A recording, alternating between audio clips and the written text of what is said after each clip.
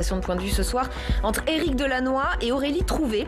On va revenir sur l'une des infos économiques absolument majeures du jour. Berlin et Paris soutiennent la proposition américaine d'un impôt minimum, écoutez bien, de 21% pour les multinationales. Peu en parlent, mais c'est peut-être une petite révolution dans la fiscalité mondiale. Un vrai changement de paradigme insufflé par Joe Biden. On va en parler avec nos invités dans un instant. D'abord les détails, les explications, Fabien Recker. Révolution fiscale ou effet d'annonce, début avril, l'administration Biden révélait son projet d'un impôt minimum mondial sur les entreprises à 21% afin de lutter contre l'évasion fiscale. Ensemble, nous pouvons utiliser une taxation mondiale minimale sur les entreprises pour nous assurer que l'économie mondiale prospère sur la base de règles du jeu plus équitables. Une initiative que les Européens semblent vouloir saisir au bon, en particulier le couple franco-allemand.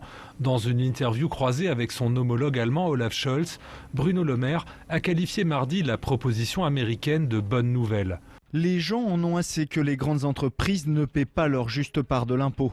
Si une taxation globale à 21% était le résultat de négociations, nous serions d'accord. Des négociations sont en cours au niveau de l'OCDE autour d'un accord pour taxer les multinationales là où elles réalisent leurs bénéfices, particulièrement viser les géants du numérique.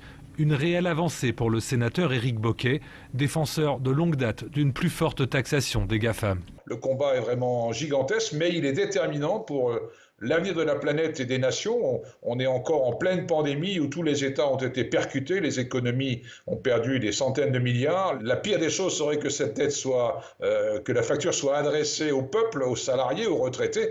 Il faut s'intéresser de près aux multinationales. L'initiative américaine devrait en tout cas enterrer, en cas d'accord, la taxe GAFA française déjà en vigueur et source de nombreuses tensions avec les États-Unis. Ce que je ne voudrais pas, c'est que les États-Unis présentent cette proposition, poussent cette proposition, et puis qu'on ait tous les maux du monde à la mettre en œuvre et que ça dure des années et que c'est des années, et que ça nous empêche de taxer les GAFA à leur juste valeur. Français et Allemands vont donc devoir peser sur les négociations pour convaincre leurs voisins européens.